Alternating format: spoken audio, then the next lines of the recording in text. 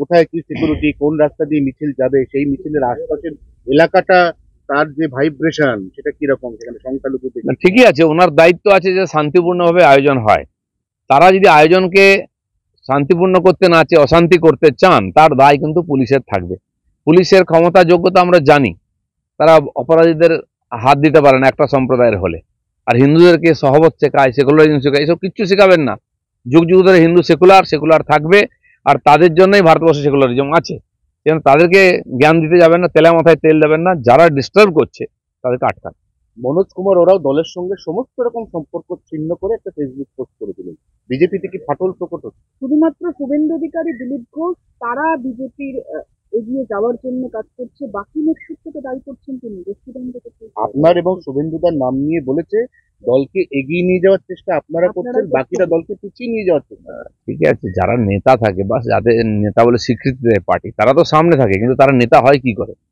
মনোজের মতো এরকম যারা নিষ্ঠাবান কর্মী, হাজার হাজার লক্ষ লক্ষ, সবাই কথা দেখেন, তারা লড়াই করছেন বলে আমরা নেতা আছি। নেতা পার্টি বানিয়েছে আমাদেরকে। আমি তো নিজেকে কর্মী ভাবি। যদি কোথাও সমস্যা থাকে, আমি জানি ওকে ব্যক্তিগত, খুব পুরনো কর্মী, লড়াকু আছে, তো তার সঙ্গে কথা বলা উচিত যারা দায়িত্বে আছেন। আমি কথা বলতে রাজি আছি, কারণ আমি তাকে হাত ধরে পার্টিতে নিয়ে এসেছি। তার যে অবদান, তার যোগ্যতা নিঃসন্দেহে আছে, আর তার লাভ আমরা পাই, তো সেজন্য তার নিশ্চয়ই সমস্যা হলে ঠিক জায়গায় বলা উচিত। সভাপতি নির্বাচনের পরেই বিভিন্ন জায়গায় দেখা যাচ্ছে এই ক্ষোভ, এবং মনোজ কুমার ওরাও তারও এই জেলা সভাপতি নির্বাচনের ক্ষেত্রে ক্ষোভ আসছে। স্বাভাবিক, সবার পছন্দ অপছন্দ আছে, সেটা বলার জায়গাও আছে, সেইভাবে বলা উচিত, তার সমাধানও আছে। আর প্রত্যেকের যোগ্যতা অনুযায়ী পার্টিতে জায়গাও আছে, আর সেটা দেওয়া উচিত। আমার মনে হয় পার্টির মধ্যে যে পরিবর্তন শুরু হয়ে গেছে, এটা যখন শেষ হবে, সমস্যার সমাধান হয়ে যাবে। গতকাল এখানে এই সময় দাঁড়িয়ে আপনার সাথে কথা হচ্ছিল যে মুসলিমদের বেশি বেনিফিট কারা দিয়েছে। কালকে আমরা দেখলাম একটা ওয়াকফ বিল, সেটা পেশ করার চেষ্টা হলো, সেখানে বিচ্ছিন্নভাবে কংগ্রেস এবং তারপর তারা ডেকে নিল তৃণমূল কংগ্রেসকে, তারা কন্টিনিউয়াসলি বিলটার বিরোধিতা করে যায়। এইটা তো ওদের নীতি। মুসলিম তোষণের যে রাজনীতি একদিন এসছে, তাতে মুসলিমদের লাভ হয়নি, মুসলিম নেতারা আর যে পার্টি এটা নিয়ে করেছে তার নেতাদের লাভ হয়েছে।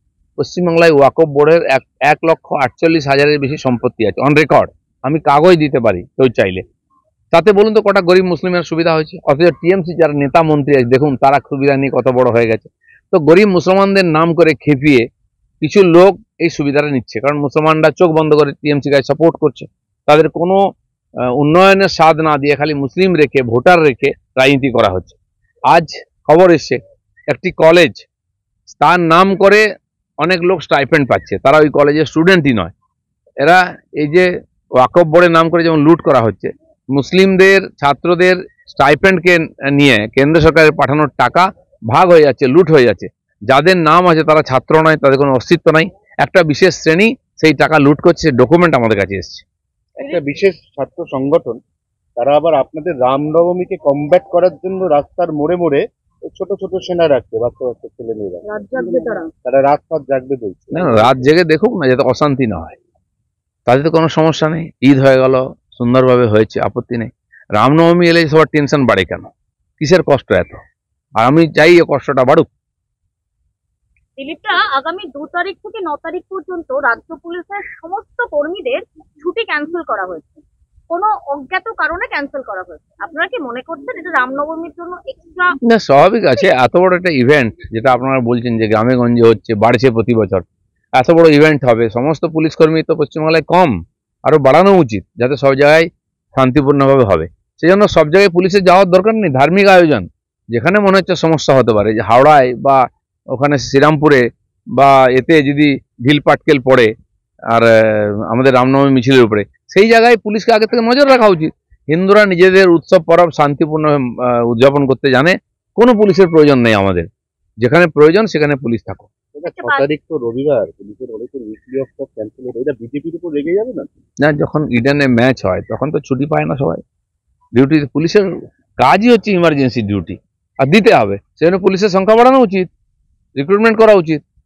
আচ্ছা, কালকে প্রেস কনফারেন্সে একটা করেছেন এডিজি সাউথ বেঙ্গল গতকাল বলেছেন যে ঘরে ঘুরে পুলিশ ঢুকে সার্চ করতে পারবে না, বাজি কোথায় মতিটাকে দেখতে পারবে না, এবং সচেতনতা দরকার রয়েছে।